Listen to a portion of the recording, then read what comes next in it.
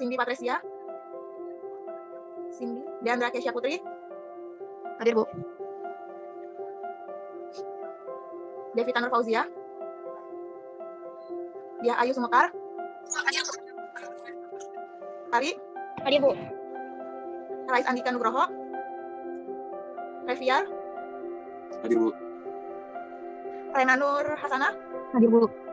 Ridho Kambang. Ridho Kambang. Hadir, Bu. Sistia Yuriska. Sistia Yuriska. Sinanggang Ferry. Tabita Tia. Tabita Tia. Hadir, Bu. Wahyu Dianto. Yusuf Adilah. Hadir. Zahra Nadia. Ada yang belum dipanggil namanya? Saya, Bu. Ini, Bu. Ada lagi yang belum dipanggil namanya? Saya, Bu. Siapa? Diva. Ada lagi? Udah ya? Nama saya dipanggil belum, Bu? Sistia. Udah kamu tadi, tapi belum. Oke, Bu. Sistia. Oke. Sebelum kita mulai pembelajaran, mari kita berdoa bersama-sama ya teman-teman. Berdoa sesuai kepercayaannya masing-masing. Mulai. Selesai. Pada saat pembelajaran, tolong nyalakan kameranya teman-teman. Kita akan lanjut ke materi selanjutnya, yaitu tentang sistem koordinasi. Udah kelihatan PowerPoint-nya? Sudah, Bu. Nah, di sistem koordinasi ini, Ibu akan menjelaskan tentang kompetensi dasar dulu dan indikator dari sistem koordinasi, yaitu 3.1 itu menganalisis hubungan antara struktur dan jaringan fungsi organ. Pada sistem koordinasi yaitu saraf, hormon, dan alat indera dalam kaitan dengan mekanisme koordinasi dan regulasi serta gangguan fungsi yang dapat terjadi pada sistem koordinasi manusia. Yang kedua itu ada 4.10 itu menyajikan hasil analisis pengaruh pola hidup terhadap kelainan pada struktur dan fungsi organ sistem koordinasi yang menyebabkan gangguan sistem saraf dan hormon pada manusia berdasarkan studi literatur. Nah, di sistem saraf ini, di sistem koordinasi ini kita akan membahas tentang sistem saraf. Nah, di sini pernah nggak sih kita merasakan namanya hantaran perangsang dari orang lain? Pasti pernah kan ya? Nah, misalnya kayak ketika kita lagi berpegangan tangan atau menyentuh benda atau kita nggak sengaja menyenggol orang lain, gitu kan? Nah, ternyata ini tuh bisa merasakan hal tersebut karena adanya sistem saraf dalam tubuh kita. Nah, di sistem saraf ini adalah salah satu bagian dari sistem koordinasi yang mengatur aktivitas tubuh melalui rangsang listrik secara tepat. Nah, komponen sistem saraf ini terdiri dari sel saraf yaitu neuron, sistem saraf pusat dan sistem saraf tepi. Nah, kalau di sistem koordinasi ini dia itu sebuah sistem yang mengatur kerja organ-organ pada tubuh. Nah, sistem ini berperan untuk memerintahkan setiap organ untuk dapat bekerjasama mendukung fungsi tubuh agar bekerja dengan baik. Nah, fungsi dari sistem koordinasi ini pada manusia diperlukan untuk mengendalikan setiap bagian dalam tubuh agar gerakan yang dihasilkan menjadi tepat sasaran. Tanpa sistem koordinasi, seluruh organ tubuh kita tidak mampu bekerja. Nah, di sistem saraf ini ada yang namanya neuron atau sel saraf. Nah, neuron ini merupakan unit fungsional dari sistem saraf, yaitu terdiri dari badan sel, dendrit, dan akson. Nah, kalau di badan sel ini dia berfungsi mengendalikan metabolisme ke seluruh neuron. Dan sedangkan dendrit ini juluran sitoplasma untuk menerima impuls dari sel lain untuk dikirim ke badan sel. Sedangkan yang akson ini juluran sitoplasma yang panjang untuk mengirimkan impuls ke neuron lainnya. Nah, akson ini dibungkus oleh selubung mielin. Nah, bagian akson tanpa mielin ini disebut namanya nodus Ranvier. Nah, untuk mempercepat jalannya impuls, nah si mielin ini ditutup oleh selubung namanya selubung Schwann. Nah, di sini ada neuron yang tidak dapat melakukan mitosis namun serabutnya dapat bergenerasi. Nah, di neuron ini ada neuron sensor dan neuromotor dan neuron konektor. Kalau di neuron sensor ini dia itu menghantarkan impuls dari organ sensor ke saraf pusat. Nah, kalau yang motor ini dia menghantarkan impuls dari saraf pusat ke organ motor atau kelenjar. Jadi dia terusan dari neuron sensor. Nah, sedangkan neuron konektor itu penghubung antara neuron yang ada di sini.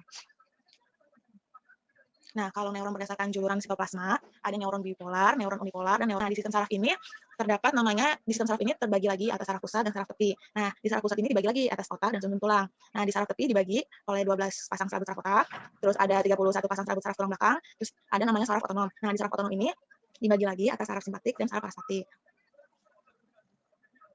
Nah, di sistem saraf ini kan ada dua tuh, ada saraf pusat sama saraf tepi. Nah, di sistem saraf pusat ini menjadi pusat segala koordinasi dan regulasi. Nah, organ-organ dalam tubuh. Nah, sistem saraf pusat ini terhubung dengan otak dan saraf sumsum tulang belakang. Nah, otak ini memiliki beragam fungsi penting dalam sistem koordinasi pada manusia. Sedangkan yang sistem saraf tepi ini terdapat beberapa saraf-saraf kecil yang menghubungkan otak dan tulang belakang dengan organ saraf tepi. Nah, sistem koordinasi saraf tersebut adalah saraf somatik dan saraf otonom. Selanjutnya, di saraf pusat ini ada yang namanya otak, yaitu cerebral. Nah, otak ini dibagi menjadi 3 nih. Ada otak besar, cerebrum, ada otak tengah, masis collo. Nah, di bagian otak ini ada lapisannya, ada lapisan durameter, ada arachnoid, ada diameter. Nah, kalau diameter itu lapisan terluar yang terdiri atas 2 lapisan. Nah, lapisan terluar itu melekat pada cranium. Seperti gambar yang ada di kanan, ada 2 meter. Ini bagian dari lapisan 2 meter. Nah, yang kedua itu ada namanya arachnoid, yaitu lapisan tengah dan mengandung sedikit pembuluh darah. Nih, dia ada di bagian ujung dari bagian durameter. Nah, selanjutnya ada piameter, yaitu lapisan paling dalam dan mengandung pembuluh darah. Dia di bagian belakang dari arachnoid tadi. Nah, selanjutnya ada otak besar. Otak besar ini berfungsi sebagai pusat kegiatan yang disadari seperti berpikir, mengingat, berbicara, melihat, mendengar, dan bergerak. Nah, kita ini nih sedang namanya menggunakan otak besar. Karena kita kan sedang berpikir, mengingat, berbicara, melihat, dan mendengar. Nah, di otak besar ini terdiri dari lobus frontal, itu mengendalikan gerak tubuh. Selanjutnya adalah lobus parietal, itu adalah menafsirkan pesan sentuhan. Nah, kalau lobus temporal itu fungsinya mengendalikan alat indera. Dan yang terakhir itu ada lobus occipital, yaitu mengenali objek via alat indera mata. Nah, di sini ada namanya otak tengah. Nah, otak tengah itu atau mesencephalon ini terletak di depan otak kecil dan terdapat pada lobus occiput yang berhubungan dengan gerak refleks kita. Nah, pada dasar otak tengah ini terdapat kumpulan badan sel saraf yang berfungsi untuk mengontrol gerakan dan kedudukan tubuh. Nah, di otak tengah ini ada di bagian atas otak kecil di bagian ini. Nah, dia ini menghubungkan antara refleks mata. Nah, di sini ada namanya otak kecil. Nah, di otak kecil ini terletak di bawah otak besar, bagian belakang. Nah, otak kecil ini terdapat dua bagian, yaitu bagian kiri dan bagian kanan, yang dihubungkan dengan jembatan Karol. Nah, otak kecil ini berfungsi untuk mengatur keseimbangan tubuh dan mengkoordinasi kedua otot ketika kita bergerak. Jadi, ketika kita bergerak atau keseimbangan tubuh kita. Nah, otak kecil ini di bagian paling bawah. Selanjutnya, ada namanya sumsum tulang belakang atau namanya medula sinapsis. Nah, si sumsum tulang belakang ini berfungsi untuk mengendalikan aktivitas refleks, gerak refleks. Nah, komunikasi antar otak dengan bagian tubuh serta menghantarkan rangsang koordinasi antara otot dan sendi ke cerebrum. Nah, ini dia nih mekanisme dari gerak refleks tadi. Yang pertama di sini ada gambar tangan kita menyentuh namanya landak.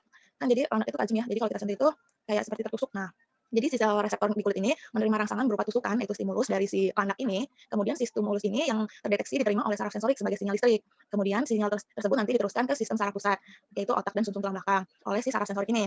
Kemudian sinyal yang tadi itu, sinyal respon dari saraf penghubung itu dibawa oleh saraf motorik menuju efektor organ. Nah, kemudian dia akan melanjutkan ke otot bisep, yaitu efektor organ, berkontraksi menjauhkan tangan dari sumber tajam tadi. Jadi gerakan refleks ini atau yang tadi disengaja ini pertama dari impuls, kemudian dia reseptor atau indera, kemudian dia lanjut ke saraf sensorik, kemudian ke sumsum tulang belakang, kemudian ke saraf motor dan efektor atau otot gitu. Nah, di sini ada namanya saraf tepi. Dia bagian saraf pusat, tadinya ada saraf tadinya ada saraf pusat dan sekarang ada saraf tepi. Nah, di sistem saraf tepi ini berfungsi untuk membawa impuls menuju ke dari sistem saraf pusat. Jadi, impuls ini menuju ke sistem saraf pusat dan dari sistem saraf pusat. Nah, sistem saraf tepi ini dibedakan menjadi dua, yaitu saraf sadar dan saraf tidak sadar. Kalau saraf sadar ini dia ada 12 pasang saraf kranial dan 31 pasang saraf tepi spinal. Nah, kalau yang nggak sadar itu dia ada saraf simpatik dan parastatik. Nah, yang ini ada 12 pasang serabut saraf otak atau saraf kranial. Nah, bisa kita lihat kan di sini ada 12 pasang serabutnya, yaitu ada olfaktori, optik, okulomotor. Nah, kalau olfakokolosan itu impuls dari dan ke otot lidah. Nah, di sini ada 31 pasang serabut saraf tulang belakang atau saraf spinal.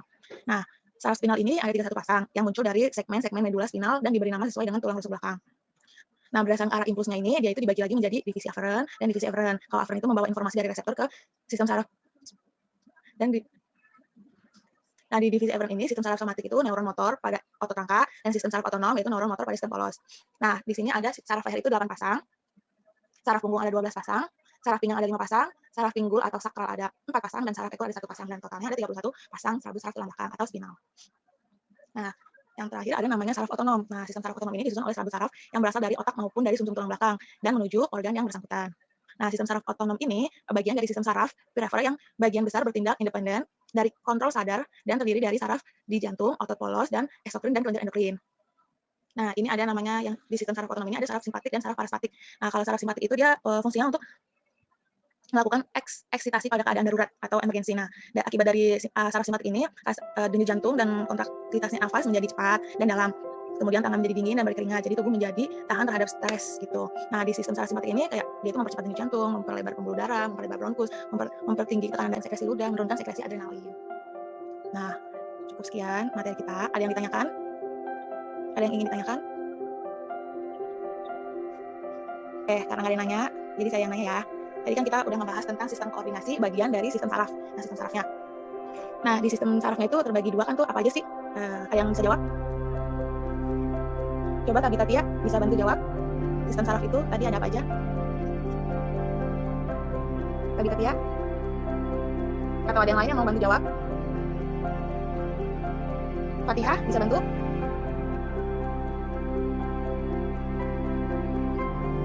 Fitri Sitanggang bisa bantu? Sistem saraf itu tadi ada apa aja? Oke ya, jadi sistem saraf itu ada sistem saraf. Kenapa? Sistem saraf kabar.